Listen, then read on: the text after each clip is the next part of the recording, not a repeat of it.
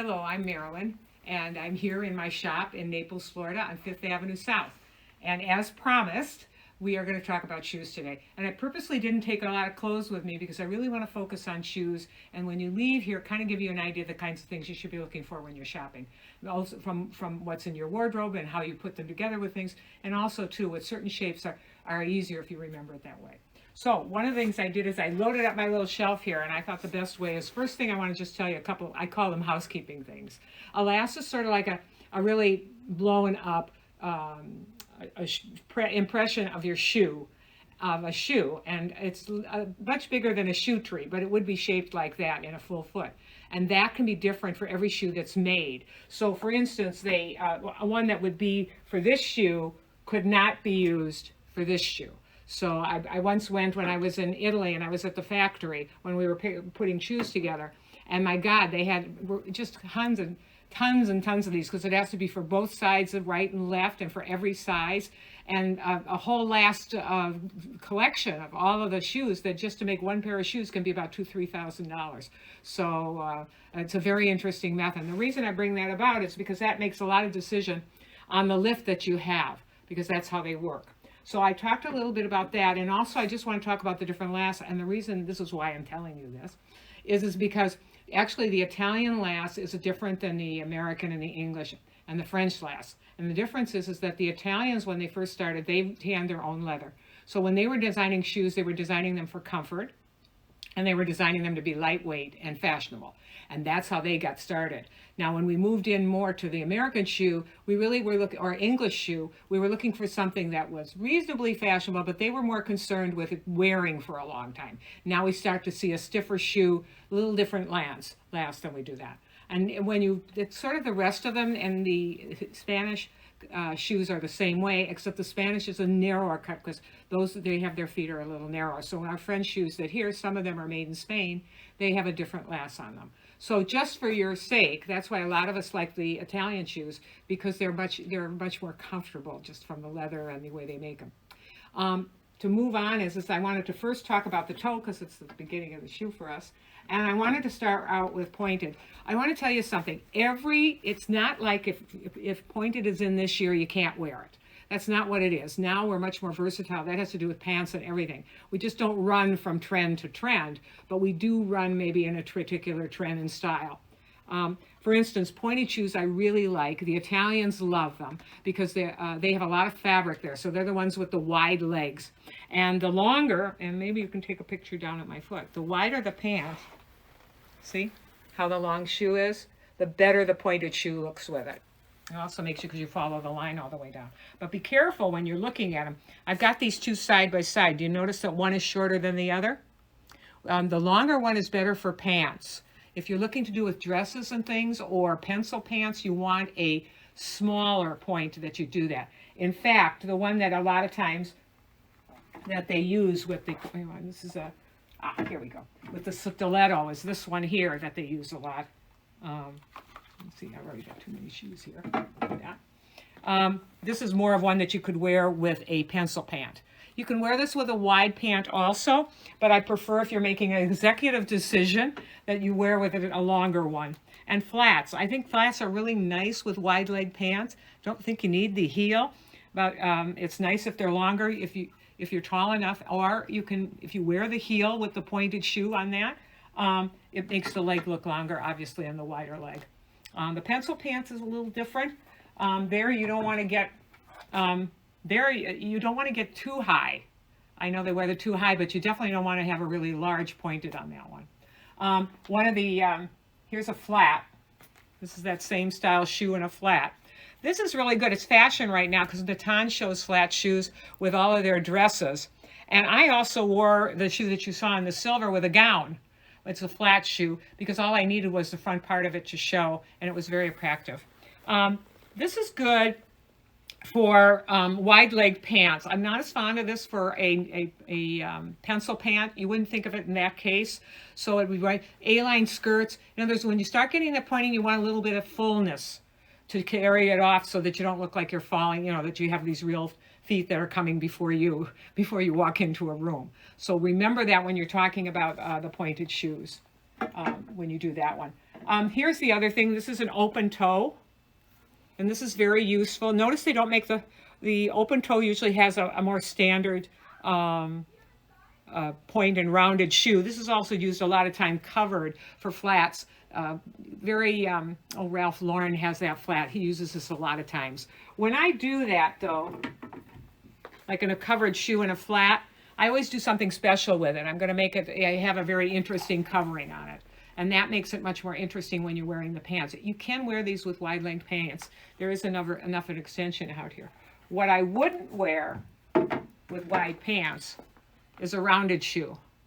And the French have a tendency to wear pencil pant. When I'm in Europe, the Italians are running around in wide leg pants, and the French are running around in pencil pant, and they're wearing little round shoes or they're wearing stilettos. And that's in the trend. So that does that with them. Here's a shoe that's this toe that's very nice. Since we're on the subject of pants, this is rounded, and this you can wear with a wider pant leg, and it looks nice. And you can also wear this with a pencil pant leg.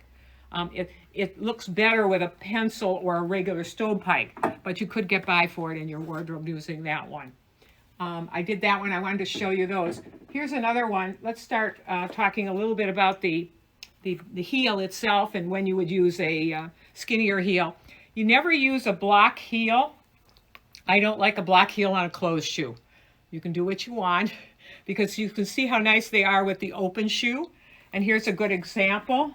I don't have any shoes. This is the new style heel that does like this.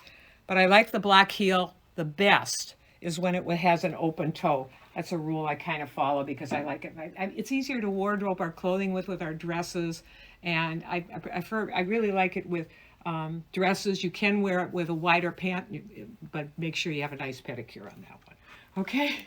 I also wanted to show you here's another example of the wide heel, toeless, backless.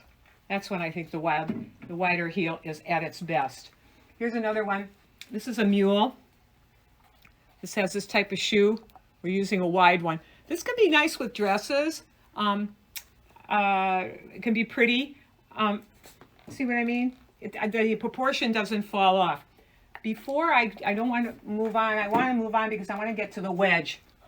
And a good example is the wedge is really a useful thing. You can wear it with almost anything. Proportionally wise, it'll always be good. I can't think of anything that this wouldn't be good with a wedge, and I think that's why people like them. Usually it's a comfortable shoe. If you go anywhere, sometimes the narrower heel can go into the ground. So it's one of the things that's a useful one. The other one, here's another one. Here's a pretty shoe. Now this is always nice. A little dressier, usually a dress or a dress pant. You can do this with a pencil pant. I would like this more with a pencil pant, which is nice. You can do that. And I wanted to show you. Here's something I want to show you. All of these are good in proportion. Here, let me show you one. Here's a low heel. I did this one. This is useful. You can do this with a dress. Now this is modified. Notice this isn't a real pointy, real long heel. So it's a little easier to work with. Though I have to tell you, these really longer ones are so sexy when you put them together with pants. Look at this one. I think I've shown you this one before. It's so beautiful on the foot. It's just nice. And this is something I normally would not do. Normally this is more of a crop pant or capri, that type of thing. Or just, more casual wear, a little simple little linen dresses and stuff. But you can do this. This is a little dressier because fashion is like this. Now, I don't know if I'd like this in black, but since it ties into the dress with the print, this would be really this is kind of what we call a trend or a fashion. But I don't think it's a trend that would go up. When anything goes with what you're wearing, and I don't think this is matchy-matchy. I think it makes it more interesting to you and makes you different in looking things. Now I want to talk a little bit about heels. I want to put this one down here. I'm going to move forward, moving forward. Okay. We do a lot with heels, and these are fun heels. If you're going to do a lower heel, it's kind of fun to have more ways of doing it. So I'm always out looking for type heels. I'm not a big proponent. White shoes are fabulous, But I think a silver shoe is much more useful than a white shoe in your wardrobe. And you can wear a silver shoe more months of the year than you can. The other thing, when you're deciding on the shoes you're going to pick, you're going to have to decide where you're going, number one, and what the weather's going to be. Obviously, in the winter, you're not going to be wearing shoes like that, or even one like this outside in the winter. So that's going to require some thought. So when you're getting your outfit together, think about the weather conditions and how that's going to affect the shoe that you're going to wear. So here you notice this is the lower. It's a little not as big. The point isn't as big. So make sure you notice that when you do it. A nice shoe too. Now here's another.